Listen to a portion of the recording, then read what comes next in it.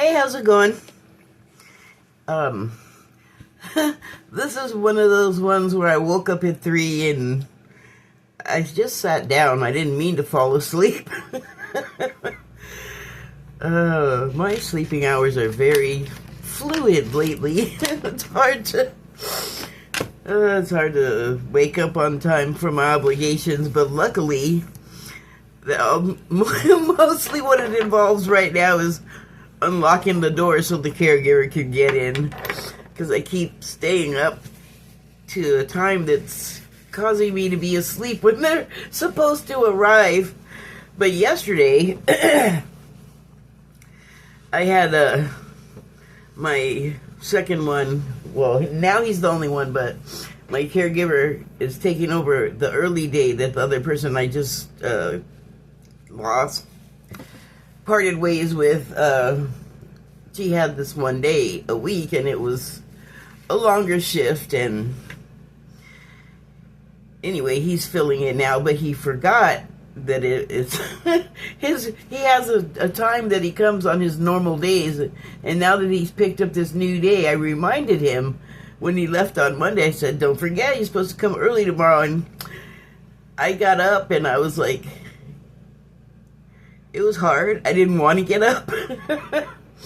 And then it was like 15 minutes after he's supposed to be here, and usually, you know, all of them, it's possible for them to be like a couple of minutes late, like 3 to 5, but it was like a quarter after, and I was like, oh, I better call him,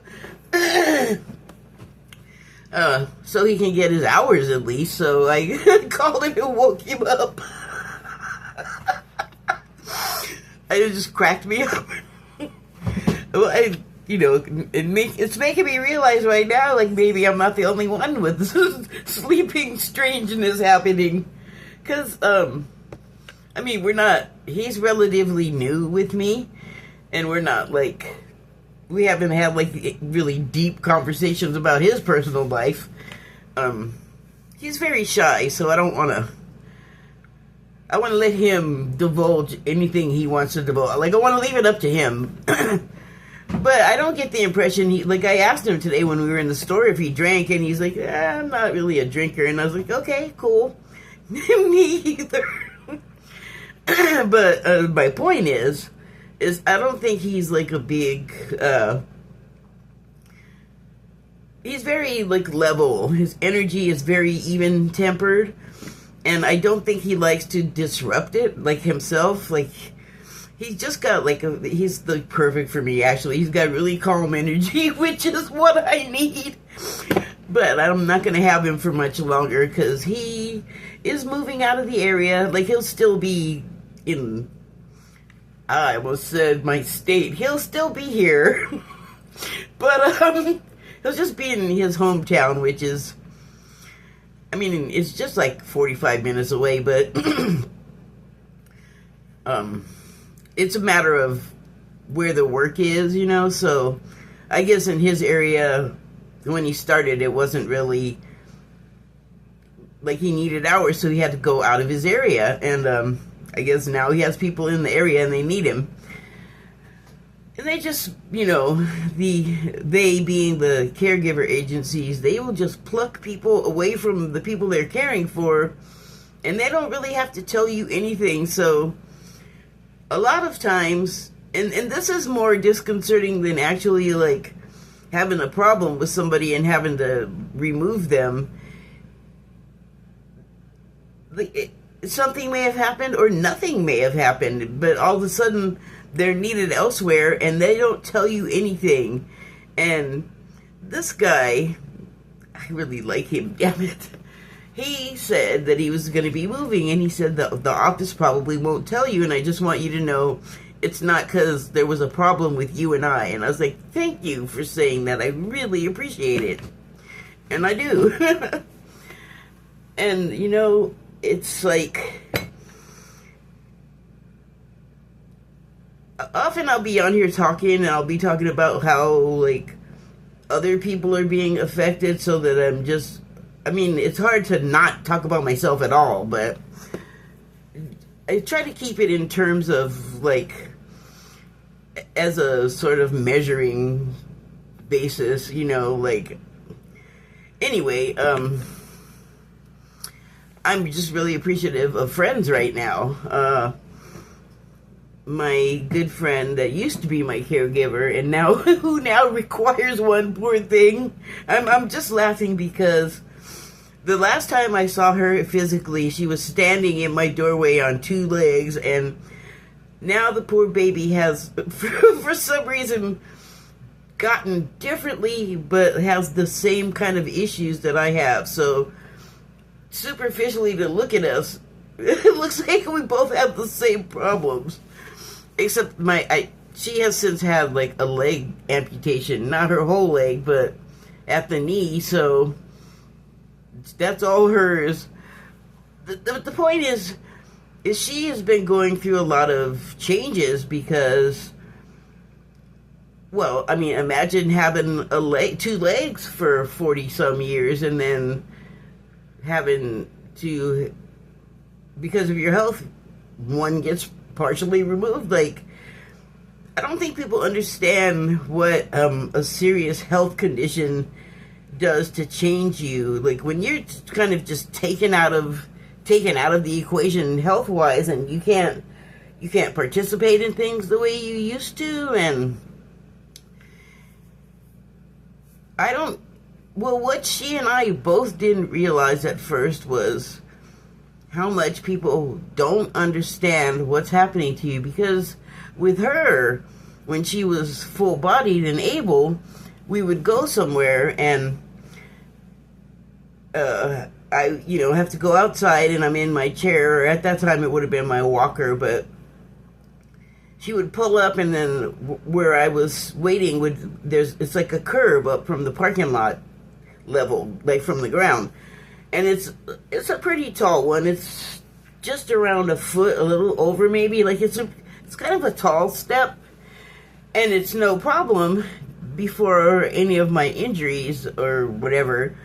But now, because I can still get up and walk, it's just not a good idea. Like, I'm uneven in the legs. Like, I didn't lose one, but I lost a couple of inches on one. So, it's just not safe for me to walk. With that combination with my vertigo, I fall, and then when I fall, I break, and it's a whole thing. So, anyway, she would always say, like, the curbs scared me to step up onto them, even though I've done stepping my whole life, going up steps. Couldn't explain it, but man, like, my body was just frightened to do it. I had to hold on to something or someone to be able to step up. Like, a tall step shouldn't defeat you, but when you have all of these other things going on, kind of, well, in my case, just completely screwing with my equilibrium, it's a strange feeling. You feel like you're gonna lose your balance and fall off a building. Like, it's a very strange sensation. And she would always say to me, why, what is the problem? Just step up there. Why can't, like, she'd get irritated with me. Why can't you do it? And I couldn't explain it to her. And so, we had a falling out, and it was for like 5 years, actually. I seem to have a 5-year cycle with stuff. I'm gonna have to look that up. But, we broke up, is what I like to say. And then while we were apart from each other, she, had all these health problems and came back with, like I have brain tumors, but she has something else going on in her head that affects her similarly. She also ended up in a wheelchair. Before she, had the leg amputation, but she still needed to be in the wheelchair part-time, even though she could, like me, get up. That is now no longer the case. But the point is especially in, like, the metaphysical stuff, what cracks you open, like, psychically, often is some sort of radical health issue. And by radical, I mean you were one person before you got sick, and then after, the getting sick and the being sick and the recovery, and I mean, recovery might not mean that you are not sick anymore. It just means that you're less messed up. not as good as you were to begin with, but not as messed up as you could be. That's a blessing. But yeah, and so she called, and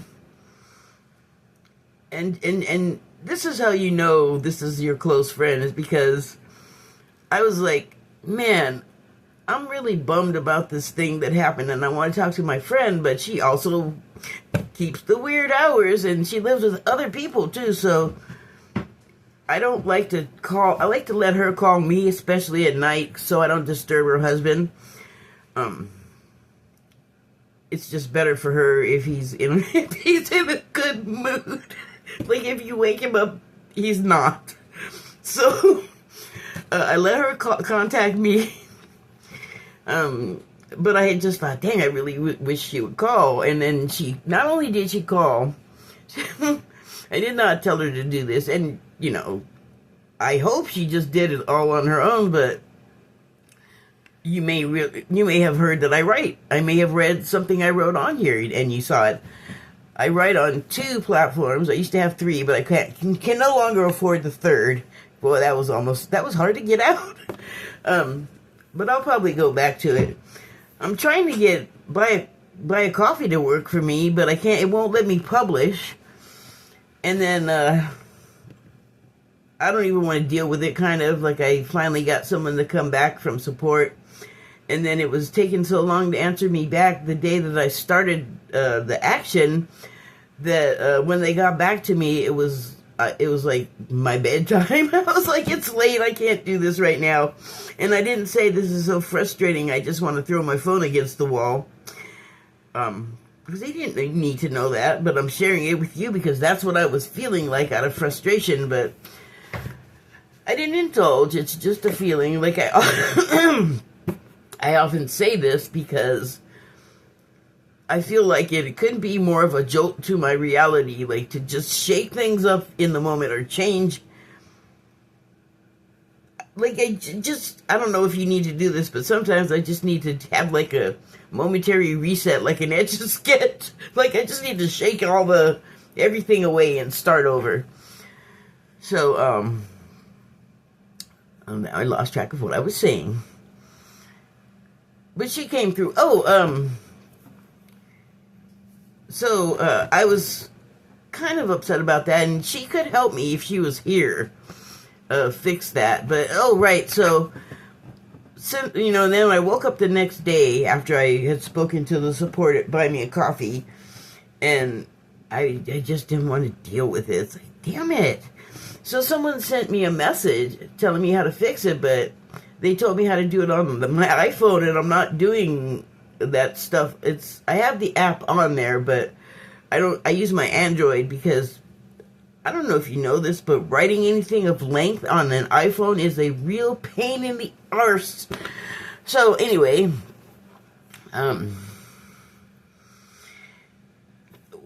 don't know why I'm talking about Buy a Coffee, because my point is that my friend felt that I was upset, and so what she, again, I don't know that she did it for me because I was feeling, unsettled, but she went to my site on Substack and actually read a few of my pieces and liked them, and then when she did that, other people all of a sudden did too, and I was like, oh, well, that's just dandy. I like that, thanks.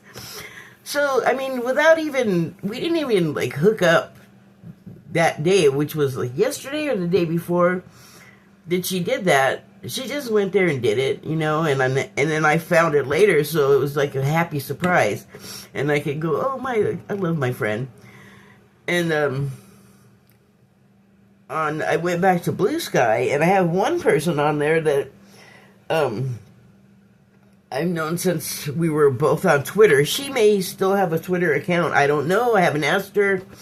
I doubt it because I just doubt it. But she's a Brit. And on Twitter, she was like, oh, well, I was just saying that I wanted to leave Twitter because it was getting kind of weird. It was before it was the way it is now, like maybe 2 years ago now. But I had known her, and we would talk about like art and music and movies all the time. And I felt like she was a friend, but I didn't know how she felt. Like I didn't want to be that weird friend. All, are you my best friend? So anyway, she was like, well, you should go to Blue Sky, because I thought you couldn't go there, and it was private for a while, but then it opened up publicly, I guess, when it was sold to new owners. I don't know. I didn't, like, go into the history. I just went there.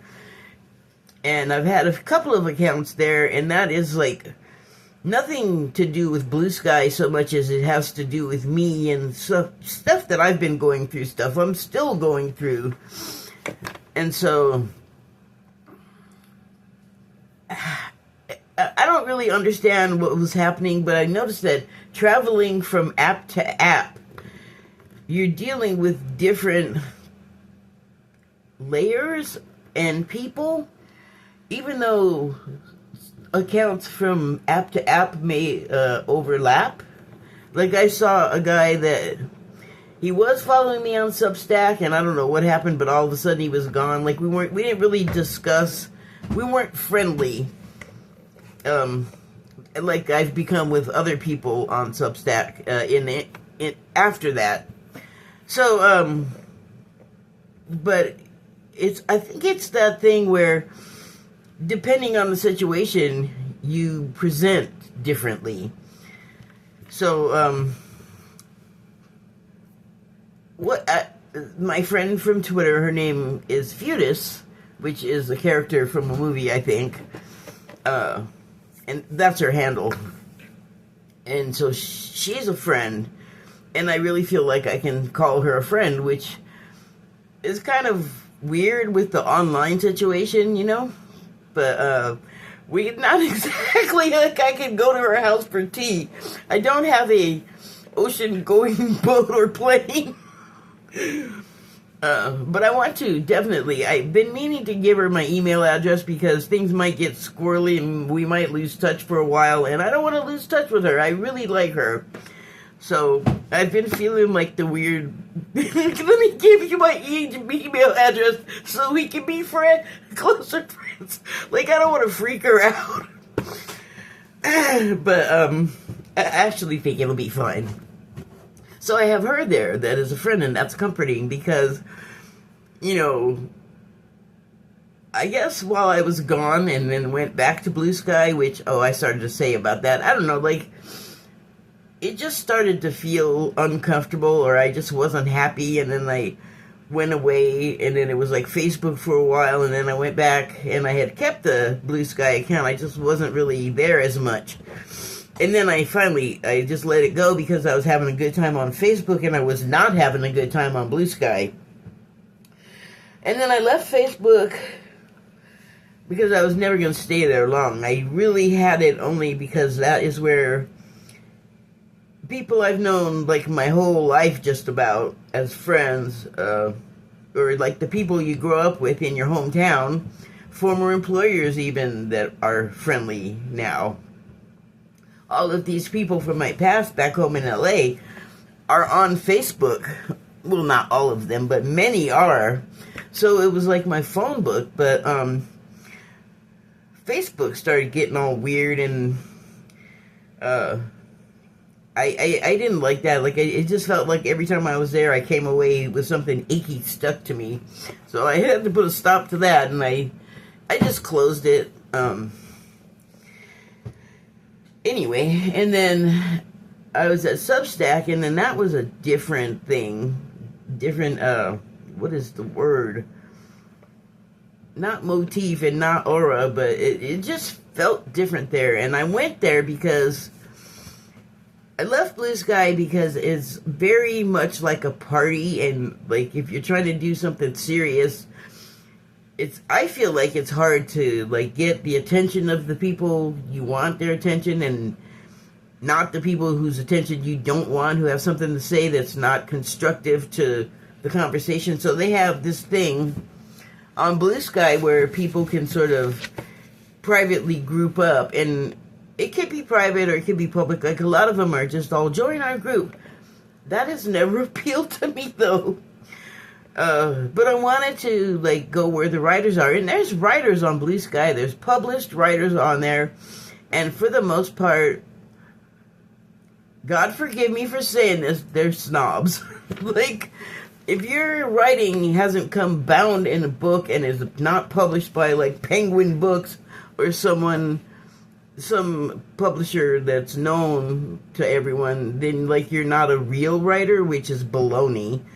I've written so many essays and opinion pieces, like literally with paper and pen. Don't sit there and tell me my writing is not real. It's just because it's not a book that's been published by a major publisher does not eliminate the validity of what I wrote or that I did write something. That's crazy.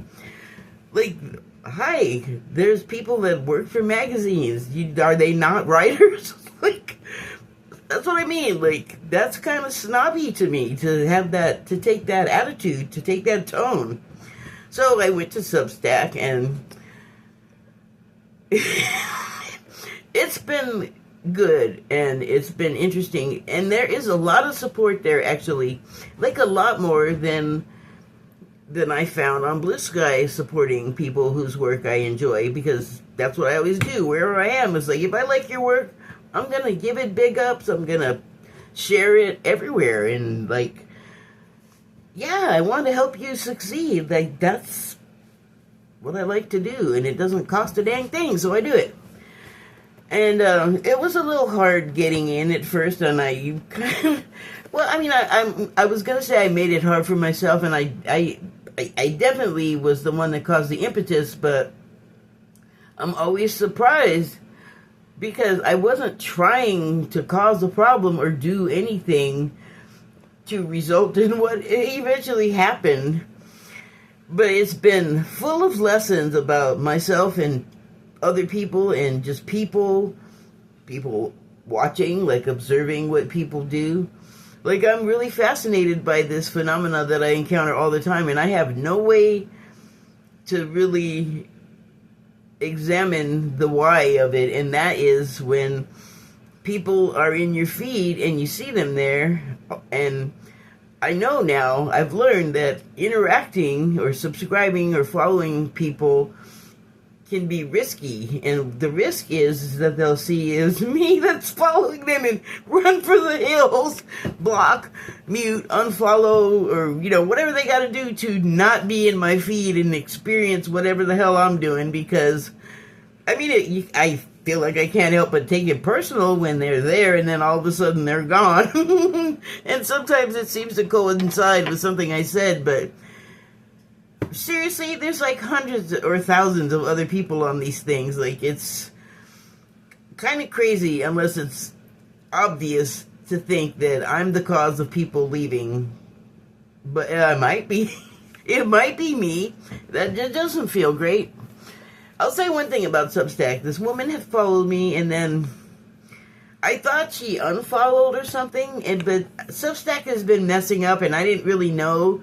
I thought it was me that was causing the problems, but having, you know, looked at other people's accounts where they're talking about it, I see that there's been, like, I don't know, it's glitchy, or they're changing stuff, and people are not liking the new format or interface, whatever it is, but everyone is having something different that's affecting their account. So I think that's why I didn't even notice at first that it was a widespread phenomenon.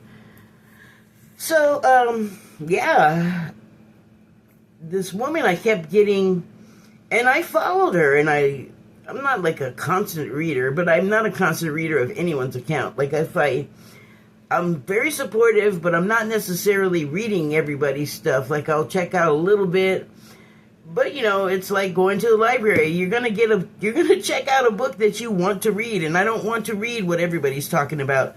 But what I have found there is this woman, and this is what happens sometimes there, is like someone will follow you and then decide that they don't want to follow you, but then they'll like undo part of it. Like when they like stop following you, like, I feel like I get blocked, but they don't unfollow or unsubscribe, so I'll still get notifications. And it's frustrating because I'll get a notification and I'll see the name and then I'll click on it and there's nothing there when I get to my account. And I figured out that's because they blocked me, but they didn't unfollow me or unsubscribe me, and so I'm still getting their notifications. And I have put a couple of messages up saying, hey, you know, if you followed me and you unfollowed, could you please, like, make sure you undid everything? Because I'm still getting notifications from people, and then I can't look at what I'm getting notified for. And as usual, I mean, I wouldn't say, sorry, let me rephrase that. As often happens, no response. But yesterday, I was feeling very sensitive and, like I had no friends, which is ridiculous because it's not the case. But I had definitely, like, stepped in it. And it was completely my fault, so I was not feeling great. I had to go through some, like, self-repair and self-therapy and, you know, take some hard looks at myself, and then, but also try and see the whole picture, like, understand. It really is, like, everything, and this is not just me, but it really all comes down to everything is about ourselves. But I had gotten a notification from this woman, and I actually like her site. I'm not there, like, every minute, but I've liked everything I've read of hers. And I got a notification from her. I had seen her name, but then when I clicked on it, no notification was there. So I went to her name and then I found it, which means she didn't block me. So I just talked to her anyway and said what happened. And I said, you know, this is, like, I just explained about the phantom notifications. And I explained, like, I got one from you, and I don't know, like, if I pissed you off or something, but could you please, like, unfollow me or whatever, so I'm not getting these phantom notifications, because it feels like shit. And she was so nice. Like, she came back and she said, oh my God, I'm so sorry. I didn't mean to hurt your feelings. I wasn't trying to do that. I know I did subscribe to you. Substack's been going crazy and I'm subscribing things. And I was like, oh my God. She made me feel so good and so, like, welcomed, when I had been feeling like, geez, man, what, everybody hates me. Which is not, also, again, not the case. But we talked about it, and we talked about some other things, and how, like, she was being affected similarly in other ways, but having, like, a feeling of, damn, this sucks. Why isn't this working? Is it me? And it was good. And I've met other people on there that I've commented positively, because I'm not going to comment and go, you suck, I hate you. Like, I don't, like, if I don't like it, I don't need to inform you. I can just not be there. That also works. But people are more willing to, like, take a look at your thing and read it, which is not the case on Substack with the published snobs. There's published people on Substack too. Like, they even have a feature on Substack that somewhere, like, it's taken an account of people who are selling on there, and so they have a bestseller category, and some of those people are, like, mutual followers, subscribers of mine, and that makes me feel all cool. Hanging out with the cool kids. But it's gratifying because my pieces are accepted there very well, and I like it. It's like, it feels good to have worked on something and put time and energy in it, which I always do. Like, in fact, when I write, for a long time, I didn't write any stories. I was just journaling, because I felt like out of school, without an assignment, I was not able to write a good story. Like, it just wasn't happening. Prose I can do, all kinds of other stuff I could do, but whenever I tried to write, like, a novel, it just wasn't like, it started and it would, I don't know, I just didn't have it.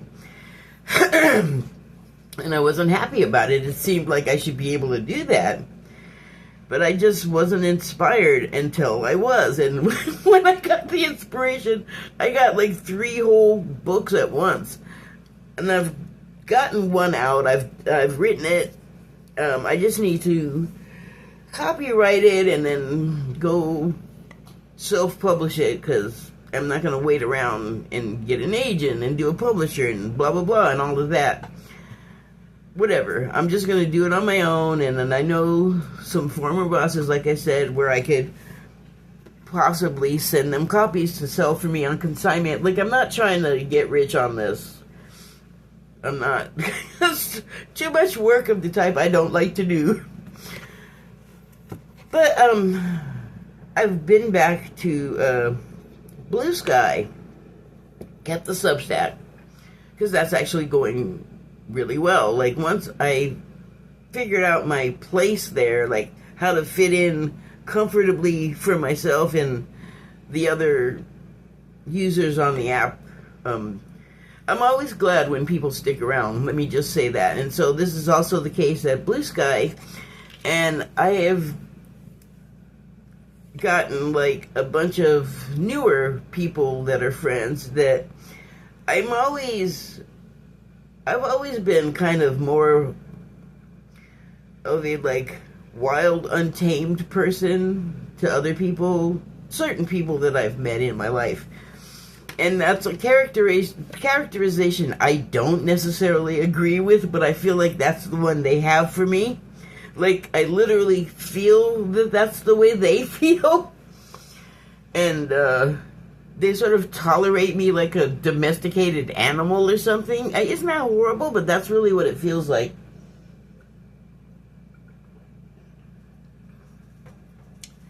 And I think that that's one of those kind of upbringing things, because I'm not a wild animal, actually. Hi, person. But that actually is a perception of mine. Like, it's my strong feeling that it's that way, but it's probably all in my head. But my point is, there's people that stick around through my antics, and I appreciate that. Because, you know, I may be here as like a light worker and way shower, but what I'm showing you is me succeeding and failing at this changing life in this changing world. Like, moving from a lower vibrational dimension to higher ones. And sometimes you screw up, like, in indefinitely ways that I've talked to you, like, things have turned screwed up because of something I definitely had a hand in. But here's the thing, though.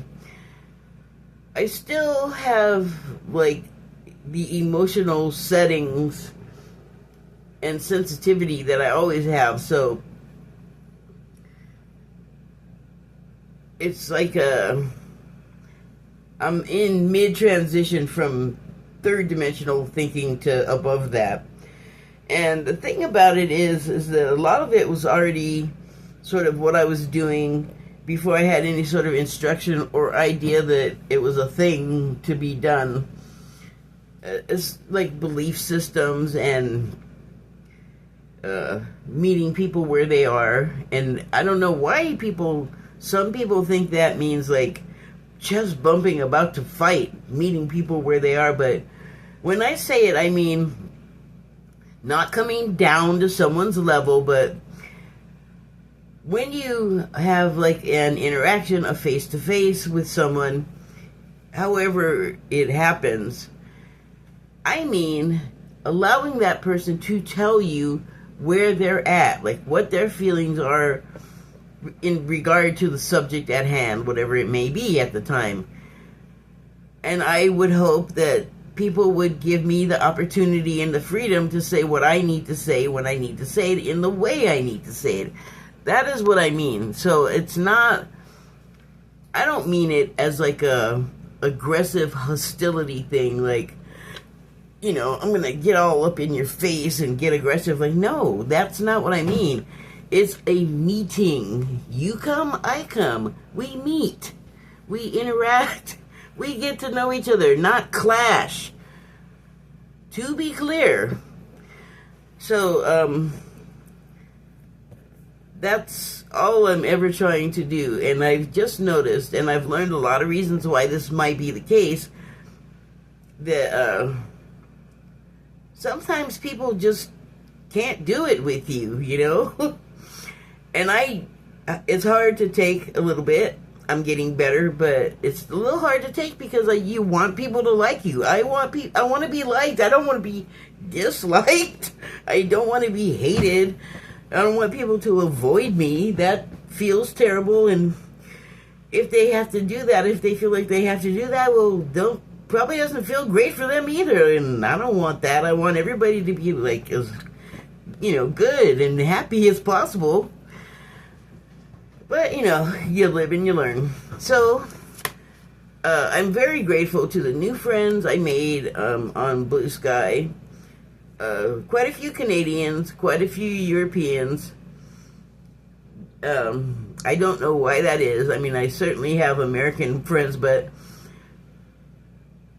no, I don't know. Like, friends is kind of stronger than what it is with any of these people. Acquaintances.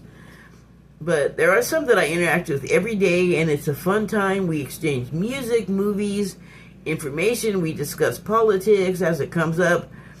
Especially like Canadian American political inter and disintegration.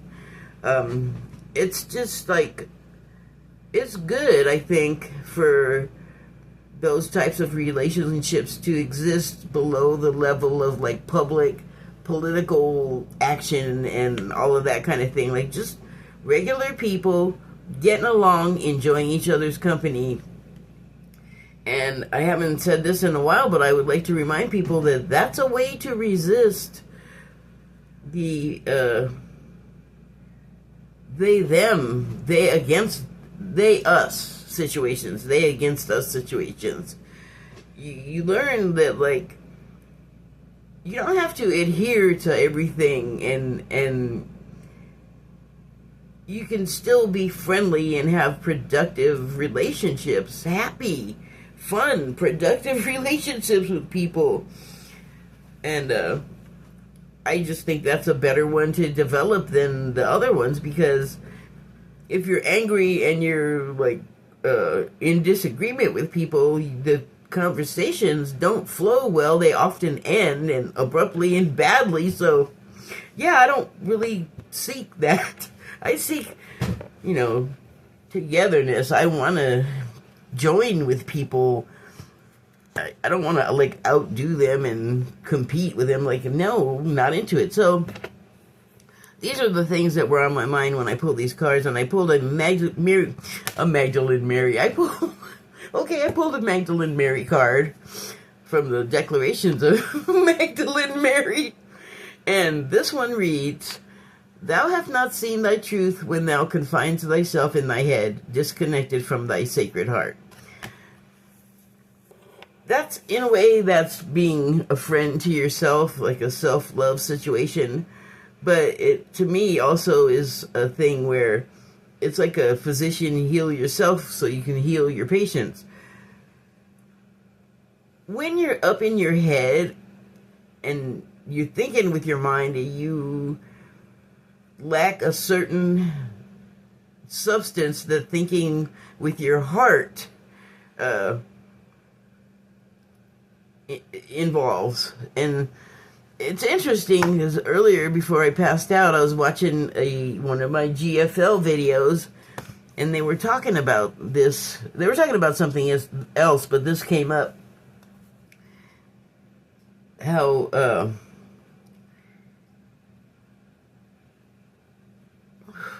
sorry. A lot of stuff going by in my head right now, and of course I lost what I was going to say. I hate it when that happens, but I'm going to knit it back together.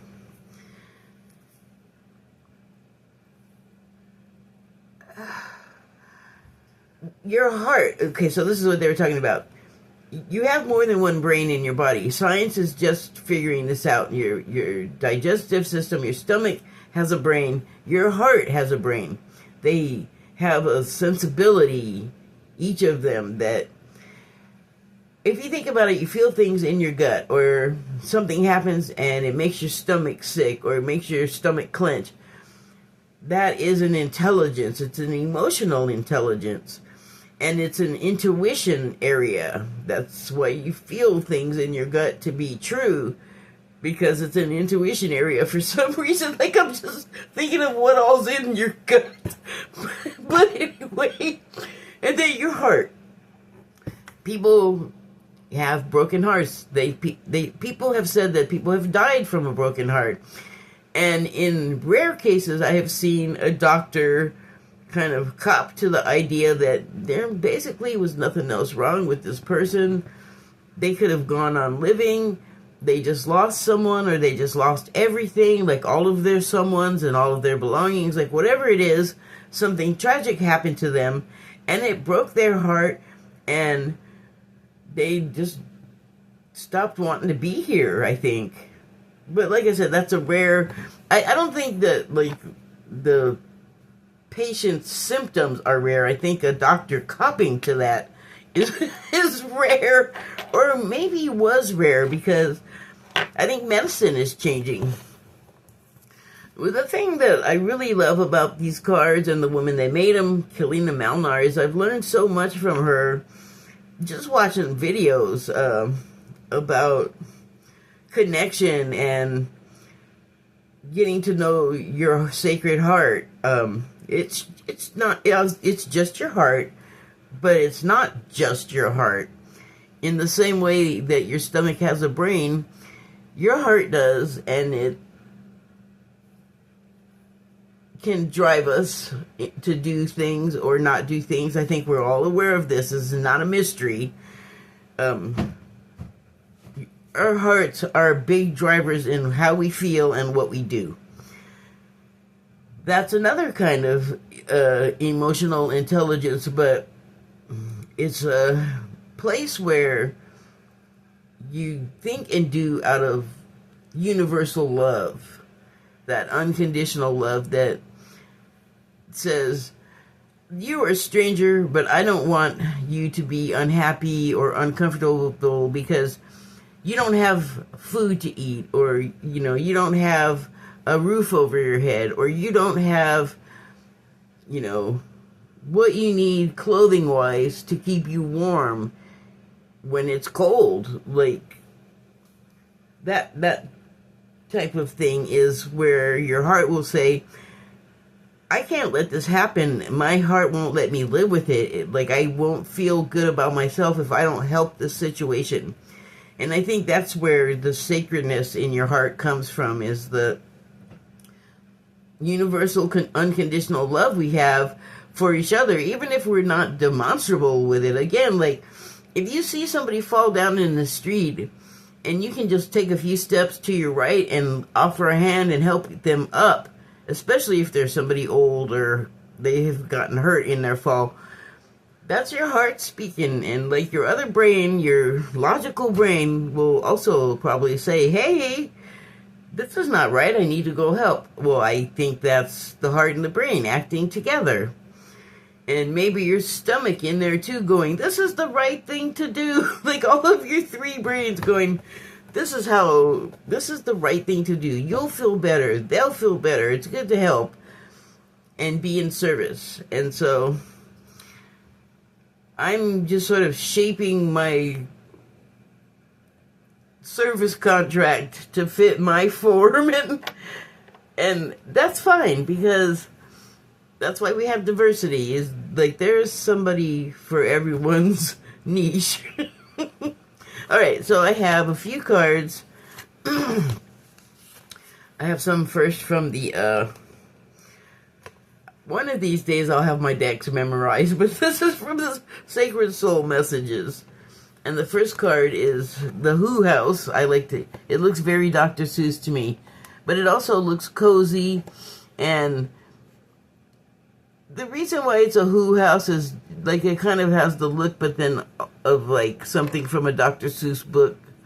But then also it has these, the roof seems to be wings or leaves, but it also could be like there's certain insects, flying insects that could have this appearance, and the Who's are small and they live in the Who forest, I guess, and you construct your home out of what there is, so it's either like leaves or maybe a cooperative bug, like a co-creation, codependent situation where the bug needs to nest somewhere permanently and the Who house needs a roof and they work together.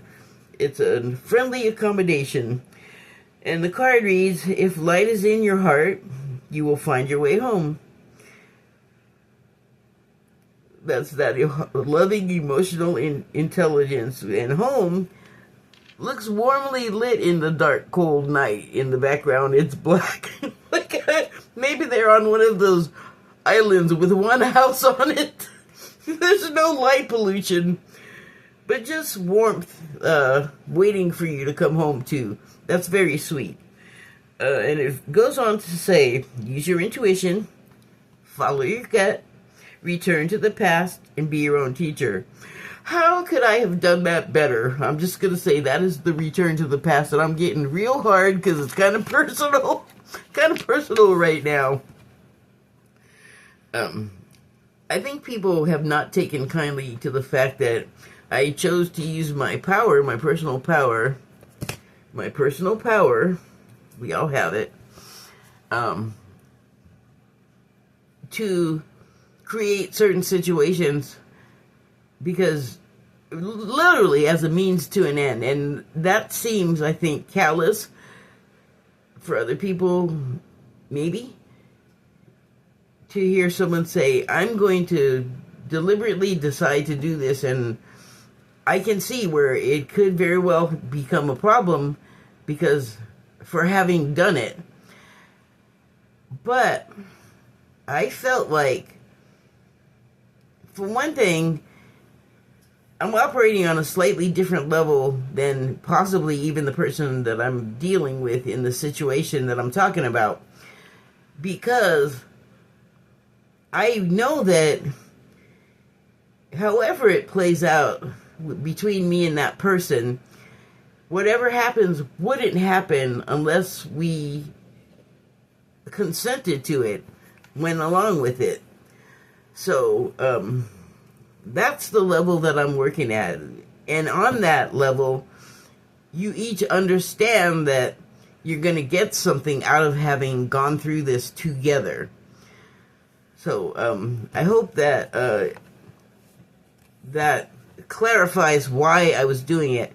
And then I started doing it just because it felt right. Like, once I understood it the way I just explained it, it felt right and all right to go ahead and do. So, where was I going with that? Well, now you know. But I'm going to be a lot more cautious doing that because it's a new thing to me. Oh, I know what I was going to say. So, yes, it is a new thing to me, and I'm not going to stop doing it because it is how we have always had the ability to do this. I'm learning to use that ability to operate it, I should say. And I don't want it to be a situation where it's always got to be a struggle or something to have gone through.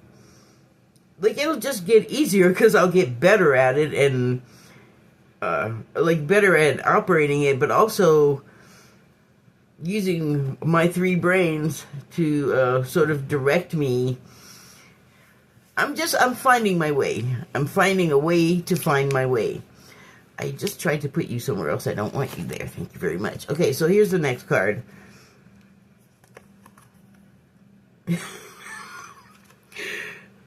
It's a magnifying glass, not a mirror. It just occurred to me it might look like a mirror. Look for the answer inside your question. So actually, it could be both a mirror and a magnifying glass, because you want to look at yourself for the answer inside your question. It's a self-fulfilling loop, I would say, because it's like what I was just talking about, except that this time you're directing it upon yourself, back at yourself. And that is the hardest thing for me, to clearly see, minutely see my motivations, and to look at what I have done objectively, to understand, why the hell did I do that? Oh my God. When I lived in San Francisco, I'm sorry for the gallows humor, but there was this homeless guy, and I think he was a little bit like, he should have been like in clinical mental treatment somewhere.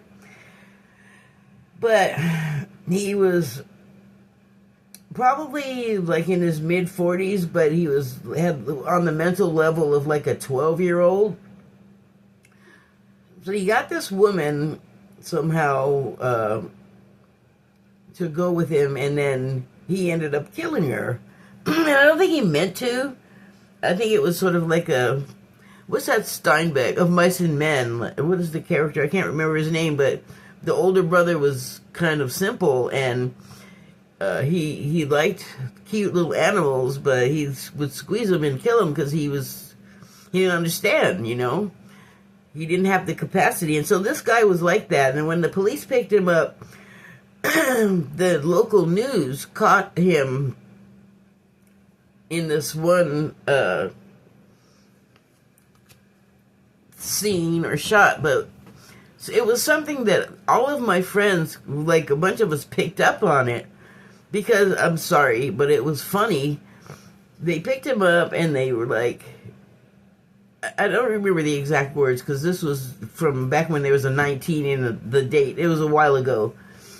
But he was on the news, and it was one of those things where the camera caught him and they let him say something, and the anchor or whoever was speaking the voiceover was saying, yes, this is the man that was picked up for murder of such and such lady. And then they let his voice be heard on the recording, and what he said was, why'd I do that? And he had this accent, I don't know if it was Southern or what, but it was a black accent for sure. And he said, why'd I do that? And it was like, WHYDYEDODAT. Like, we all heard that. So when everybody came back to work the next day, every time they made a little mistake, they're all, why'd I do that? And see what I'm saying? It's like not really cool to laugh, but it is the gallows humor. So, yeah, where'd it go? This is the card of why'd I do that? You know, because I am not that kind of simple. I also have not murdered anyone, so I don't have to ask why'd I do that, but sometimes you self-sabotage, or somebody else sabotage, and you realize, I didn't really want that to happen, or that wasn't the way that I expected that to go. Like, sometimes you just slip up and, you know, you err. It's hopefully not the end of the world. I hope it can be understood that it's maybe not what you didn't meant to do that. You didn't mean to do that. Okay, so, be honest with yourself. You know the truth. Wow. That is big, because there's a lot of that going on right now. Like,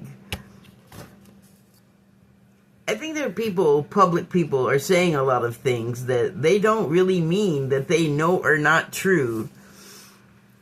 And that kind of thing, especially when it comes at the expense of others, like others end up getting hurt because of something you did. You know you did that. I mean, everyone else might suspect.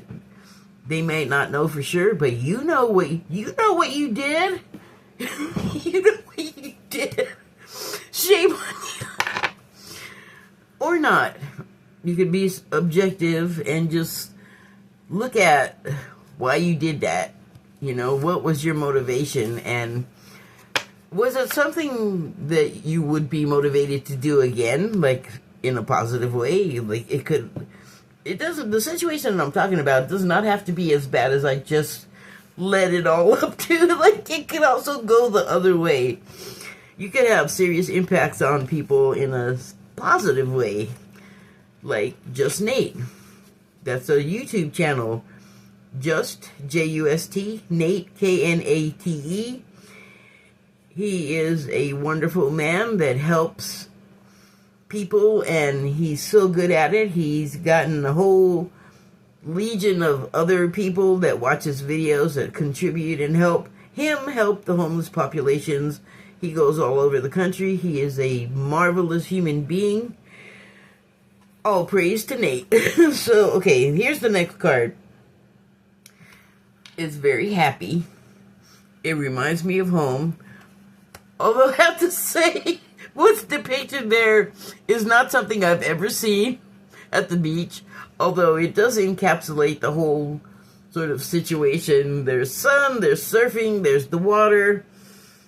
And you do get a certain feeling of joy, and the sun is constantly, when it's shining on you, shining a lot of benefits on you, upon you. Like, it's giving you light codes, if you know what those are. If you don't, look it up, Light Codes Metaphysical. You're going to get a whole bunch of information if you don't already know.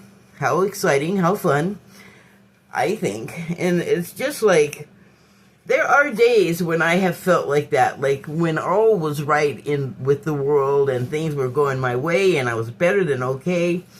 And I've had days like that since I don't live at home where the sunny beach is accessible easily anymore. And I miss it so much. Oh my gosh, I miss the beach. I used to love to go there when I didn't live at the beach, which was, sometimes I did, sometimes I didn't. Mostly I didn't, because it's really expensive. But I could always get there, or I could get there often, especially if I happen to have my own car. That was the best, because I would often, like, be at home and it would be 11 o'clock at night and it'd be like, it's time to go to the beach. And every time I did it, I was so glad I did, because I would get there and, you know, I didn't wear shoes, because then if you do, you end up with sand that you bring home. So I didn't need that. So immediately upon reaching the beach, off came the shoes. But once my feet touched the sand, oh my gosh, whole different energy, like the sound of the waves and the moonlight and just the combination of everything. Like, you would feel sunny at night. Like, it's so funny right now that the night background is there, the darkness. But that is what I would go there to. I wouldn't even necessarily have to be feeling bad. I just wanted to, like, touch that energy, because it's so good. Like, sunshine at night good. I love it. I love the beach. So here's what the rest of the card, the rest of what it says on the card. Alright, did I read any of it? I may not read it at all. Wow. That's some good talking. Hold on. Let me read this thing. Laugh as much as you breathe. Well, I think I just demonstrated that. I can barely breathe for laughing. Love as long as you live. There's a lot of ways to love. There's a lot of things to love. And I do. A lot of those things. I do love them. I think we all do. I don't know. Look, it's putting a smile on my face. I would imagine it could do the same for you. That's a good thing. Like, that's really all I need from all of that, is to get that smile, to get that happy sunshine at night feeling. So have fun. Enjoy life. Nurture relationships. What have I been talking about? Yes, I found relationships that I want to nurture and that nurture me. So we give each other a high five. This card reads, open your hands if you want to be held. Reach out. Welcome a hug. Welcome love. I said welcome a hug. The card says, welcome love. Let yourself receive. Yes, be receptive. It's not like a woo-woo concept. I think it's a pretty common concept to know that things work better when you are open to things. If you're closed off and resistant, things are going to have a hard time reaching you. You are not allowing things to reach you. You may have to look for the answer inside yourself. Why is it not reaching me? Why is love so hard? Maybe because you need to open up your hands and reach out and make contact and touch the sky. Broaden your horizons. Can let me talk. My brain just keeps coming up, or maybe it's my guide, I don't know. There's definitely something there that I talk to. Sometimes it talks back. Well, it always talks back, but it's not always like a conversation like I'm having here with you, which it is one-sided, but you know how conversations work. So, yeah, if you're feeling mean and alone and I'm gonna explain that. Mean and alone is like mad because you're alone. Well, sometimes, things happen to you because you caused it. It's like that situation I was saying earlier where, like, maybe, like I did, you would seek out a situation that you know is going to go wrong, but for the wrong reasons. Like, the perspective for that is hurting you so much that love cannot reach you, but you have to make an overture as well. Like, you have to not only be receptive, you have to give back. You have to be reciprocal, because love is a two-way street. It's a omnidirectional flow. Okay, and here is the final card of those, and it says, let me show you the picture.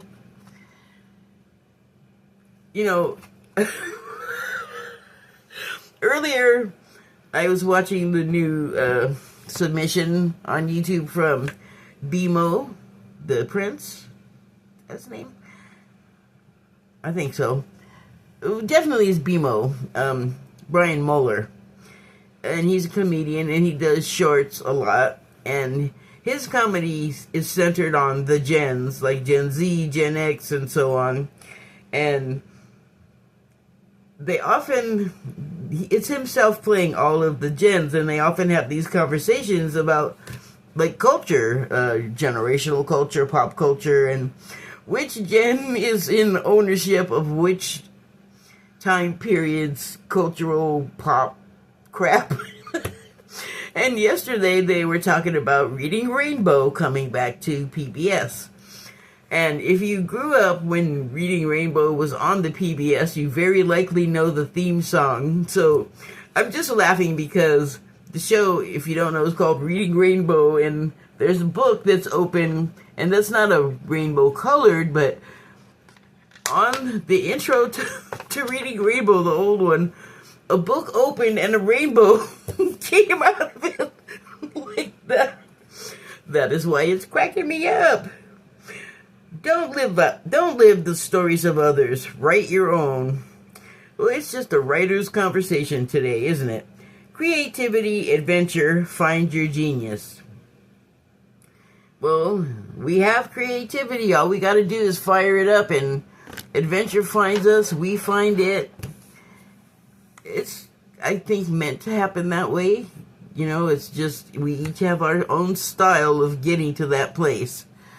Okay, and then I have 3 final cards from the, it doesn't have the name on it. This Lightseers deck? No. What the heck is this one called? I can't see. I got a new light, and it's bigger than the previous light that I had, and I can't see past it. Oh, shoot. What are these called? Why can't I remember? I've used them so much, I should be able to remember. Is that it? No. Hold on, I need to find it. Oh, come on. Now I gotta pee. Shoot! The Shaman's Dream Oracle. Okay, no, I really do have to pee. I really do have to pee. I'll be right back. Dang it. Come on. There, that's better. And now for the finale. So yeah, Shaman's Dream Oracle deck. Those are the cards. And I got the number 52 card breaks down to 7, or numerologically. I'm just mentioning that this was the number 26 card. You can do with that what you will. So this card is Straddling Worlds.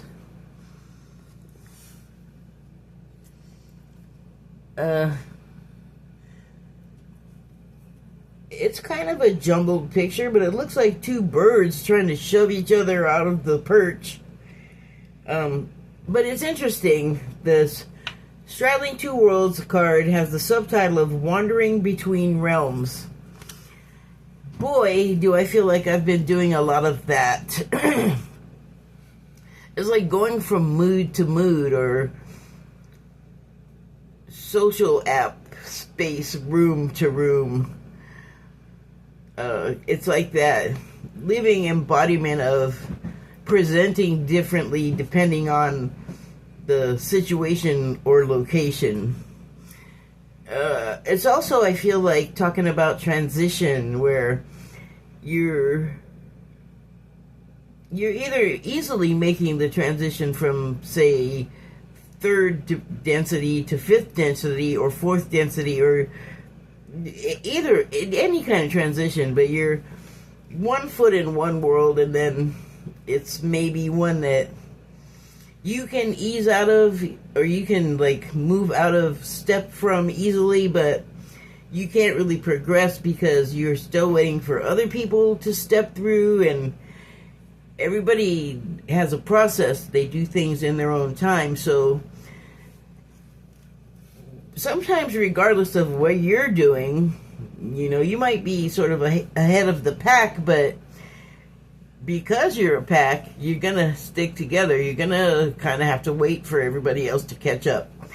And that's fine, because that interim time, it doesn't have to be useless. Like, no moment of our life has to be useless, because it's all part of the experience from which to glean something. It hardly even matters what, almost. Although, for everyone's best health, mental and physical, I would say that it's probably better to seek positive experiences over the others. Because part of what we're stuck to in the previous incarnation of Earth, let's say, or our lives, is what we're stepping into is something new. And some people are able to transition easily, and it's no big deal at all. And others have problems transitioning or with transitions. You could think of that in a number of ways, and that's kind of like why the world, life, and everything is the way it is, because it's all part of it. What is that stupid character Tom Hanks plays on Halloween? David S. Pumpkins? It's part of it. Okay, so the next card is Closing Door. It's a number 5 card. 5 is known for representing change. Closing Door, subtitle is Completion. You have walked through the door. This is what I'm getting this time, because it's not always the same, but similar. But you have walked through the door, and it is closing behind you. because you have completed a cycle, which also I think is a 5 thing. And the number 58 card is the final one, and it's Vanishing Mirror. The subtitle is Ego Sublimation. I feel like, for me personally, and maybe you have also had this experience, because consciously or unconsciously, we do set up situations for ourselves. It might be an ego-based decision to do it. Like, I don't think I have to expand on that too much. When you do something because your ego is sending you to do it, it is because you want to be the center of attention. You want to, like, lord over the people and the situation. And, you know, that doesn't necessarily fly with everybody else just because it's what you want. And, like, your whole highfalutin, high-flown big plan can just blow up in your face, because when you have something going on, like, I was going to say ego-based solution, it's not. Like, that's not really, like, the optimal way to solve a problem is going on ego alone, because that tends to alienate other people. It requires a certain type of interaction with other people, like,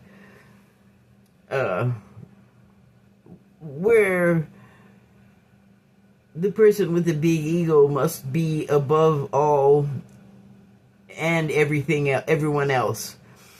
And that, again, with the other people, that may not fly. They may be like, no, get out of here. I'm not doing that. Why would you think that, like, I would do that for you? Like, I don't think you're as great as you think you are, basically. And kapow, there goes the ego. So that's kind of like you neglected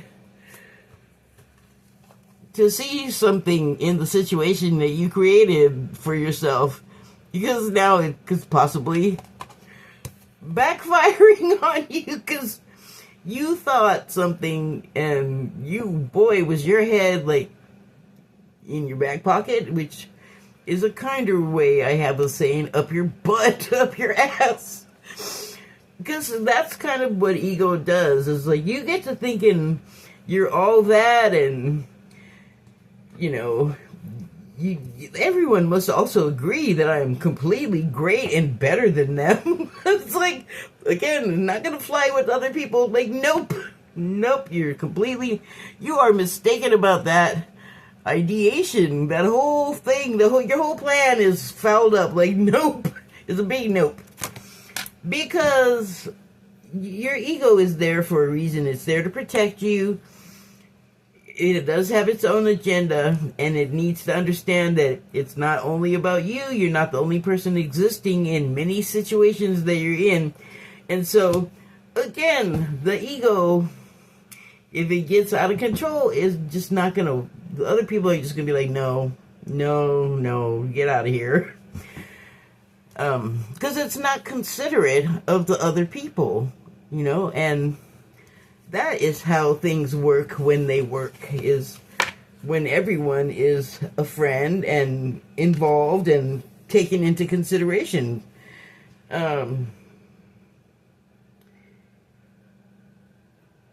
This is happening fast and is a lot of new for people. All of this learning about the self, and we don't take to all of that kind of thing too kindly when it involves the ego, because we want to see our pretty selves in the mirror prettily.